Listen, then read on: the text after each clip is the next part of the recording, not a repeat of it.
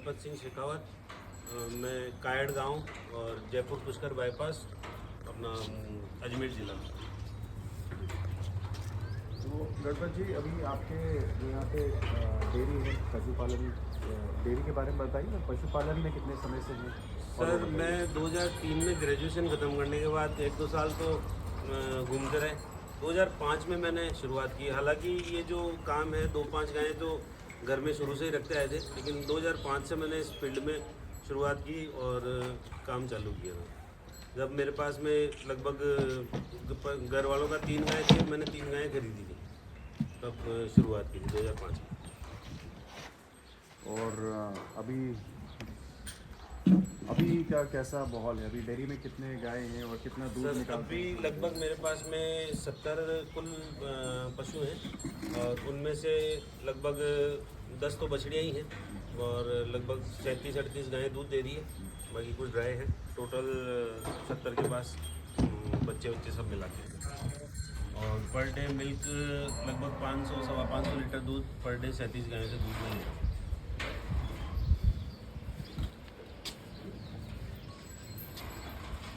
अभी आप थोड़े अपने अवार्ड के बारे में बताइए, कौन कौन से मेजर अवार्ड वगैरह रहे? हाँ जी, मैं 2006 में पहली बार पुष्कर मेले में गया था एक जर्सी गाय लेके। उस समय पहली बार वो गाय फर्स्ट आई थी। उसके बाद लगातार मैं कई मेलों में इनाम जीत चुका हूँ और हाईएस्ट जो दूध रिकॉर्ड कराया है वो 2016 में मेरी गाय ने, जो पीछे आपको दिख रही होगी, वो ये 27 किलो 927 ग्राम दूध देके इसने प्रथम स्थान हासिल किया था 24 घंटे में। लगभग इसका एवरेज निकाले तो 3 टाइम में 41 किलो 980 ग्राम दूध हुआ था। और उसके पहले 2016 में 24 किलो 725 ग्राम कांटे के तौल का 24 घंटे में दूध देके प्रथम स्थान हासिल किया था 2016 में। और नेशनल लाइफ स्टॉक जो चैम्पियनशिप होती है 2016-17 वो पंजाब में होती थी, जिसमें पूरे भारत के पशु पार्टिसिपेट करते हैं। उसमें भी 2016 में अपनी गाय फर्स्ट आई थी। 2017 में, 2020 में जब लास्ट बटाला हुआ था उसमें भी गाय फर्स्ट आई थी। यहाँ से मुक्तसर पंजाब में गायें लेके कंपटीशन में गया हूँ। ये पुष्कर मेले में लगभग 7-8 बार मैंने गाय फर्स्ट आके इनाम अर्जित किए। और अभी रिसेंटली पिछले महीने में जब ये करनाल NDRI का जो शो होता है उसमें भी अपनी गाय ने द्वितीय स्थान हासिल किया था।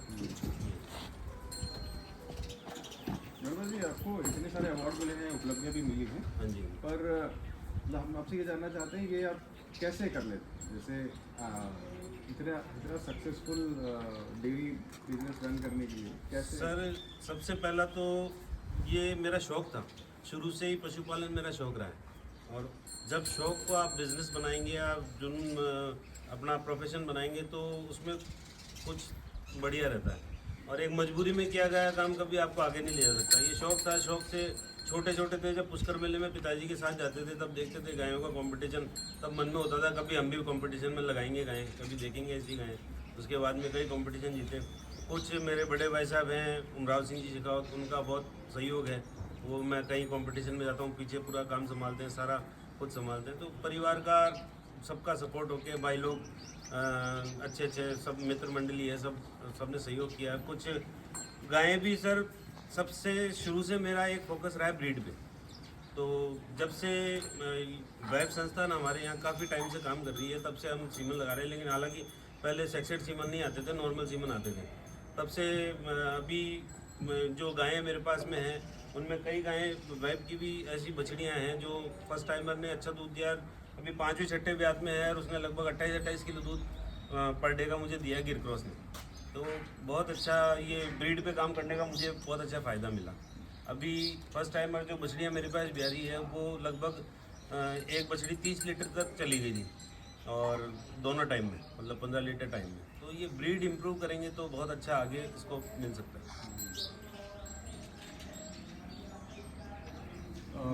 ब्रीड इम्प्रूवमेंट करने के अलावा भी बेसिक रख रखाव जो होता है, मेंटेनेंस होता हाँ है, जी। वो आप कैसे करते हैं?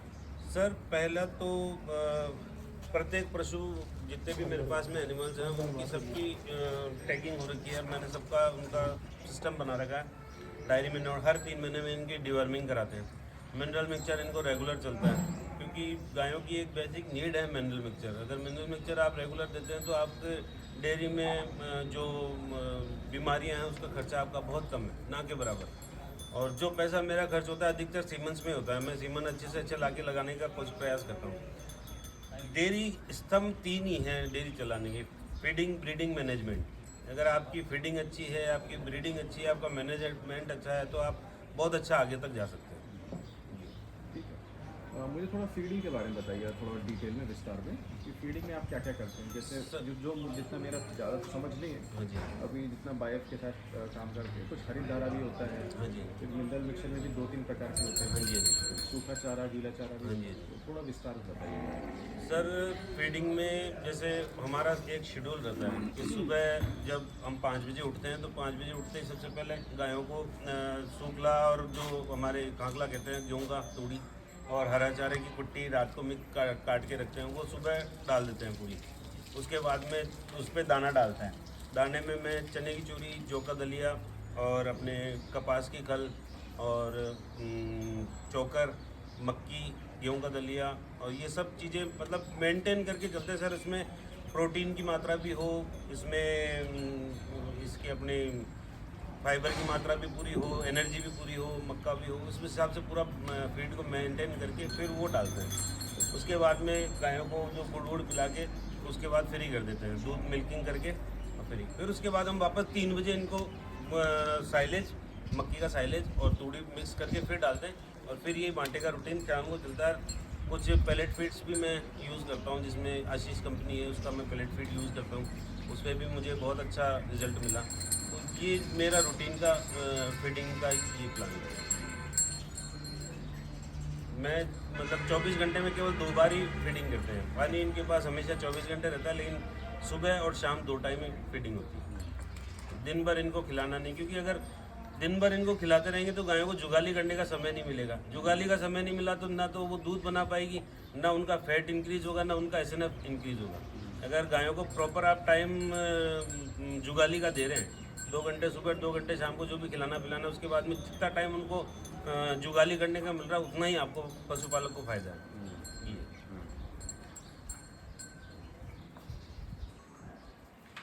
मैं जानना चाहूँगा बायफ के साथ कैसा आपका अभी तक का जुड़ाव है, और कैसे सहयोग मिलता है बायफ का और आपको। सर, बायफ एक मानिए कि अजमेर या राजस्थान कह लो, उसके लिए एक पशुपालकों की एक मूलभूत वो हो गई, ज़रूरत हो गई। वाइफ ने जो काम किया है आज तक किसी भी संस्था ने ऐसा काम नहीं किया। अच्छे से अच्छे बहुत टॉप ब्रीड के जो सीमन्स है वो पशुपालकों को बहुत रीजनेबल रेट पे उपलब्ध करा रहे हैं। आप आज अगर दूसरी कंपनियों की बात करें तो 8-8, 10-10 हज़ार के भी सीमन आते हैं, लेकिन अभी राजस्थान में राजस्थान सरकार के द्वारा जितनी स्कीमें चालू नहीं है उससे ज़्यादा वाइफ ने कर रखी है, क्योंकि एक पशुपालक की जो नीड है उसके ऊपर वो काम कर रहे हैं। बहुत कम रेट पे सीमन और अच्छे सीमन, ये नहीं कि बिल्कुल रिकॉर्डेड सीमन। और दूसरा, कृषि के क्षेत्र में जैसे मैं पशुपालक हूँ, मुझे नेपियर की बीज इन्होंने उपलब्ध कराए हैं, तो अभी मेरे लगभग 1 बीघा में नेपियर लग रखी है, तो उससे हरा चारा गायों को पूरी मात्रा में मिल रहा है। और सीमंस में आप ये मानिए कि जो बछड़ियाँ अभी मेरे पास आ रही है, तो वो अभी एक रिसेंटली 14 महीने की बच्ची की आज सुबह यही हुई है, वो वाइफ के हमला बुल की बच्ची है। तो ऐसे बहुत अच्छा वाइफ का हमें सपोर्ट रहा है।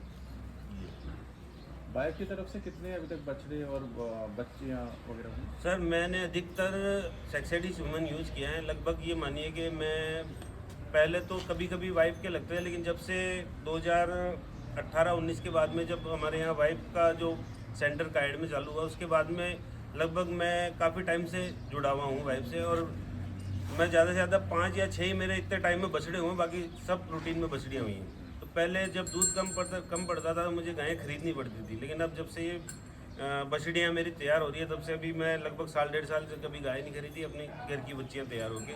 और जब पीछे की गायें जैसे बछड़ियाँ फर्स्ट टाइमर रहती है, पीछे की निकाल देते हैं, तो वो थोड़ा अपने भी सूटेबल रहता है, पूरा नेट प्रॉफिट यही रहता है।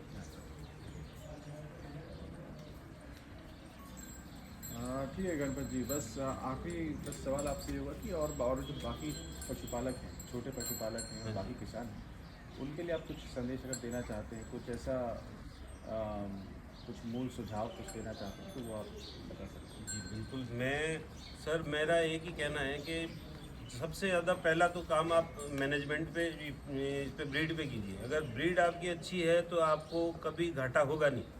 अगर क्योंकि एक बछड़ी जब बीज गाय के लगता है, जब तक वो वापस मिल्किंग पे आती है, जब तक 70 से 80 हज़ार रुपये का खर्चा होता है। एक बछड़ी जब तक पैदा होती है, गाय के बीज रखते हैं, जब वापस वो जब मिल्किंग पे आती है 70-80 हज़ार रुपये का खर्चा होता है। अगर वो 70-80 हज़ार रुपये आपको अब ये देखना है कि आप उसको 5 साल में खिलाते हैं या 15 महीने में खिलाते हैं, या वो तब आपकी बछड़ियाँ तैयार होगी। और अगर आप 15 महीने में बच्ची 14-15 महीने में यही हो जाती है और वो लगभग आपको 2-2.5 साल की आपको मिल्किंग पे आ जाती है, तो आपको जो बेनिफिट होगा वो आप सोच नहीं सकते। आपकी उन्नति का पहला कदम यही है। और फीडिंग अच्छी हो, टाइम से टाइम गायों को मिनरल मिक्सचर दिया जाए रेगुलर, और हर 3 महीने में पेट के कीड़ों की डिवर्मिंग की दवाई दी जाए, तो आपको उसका दवाइयों का खर्चा भी कम होगा और ब्रीड भी इम्प्रूव होगा।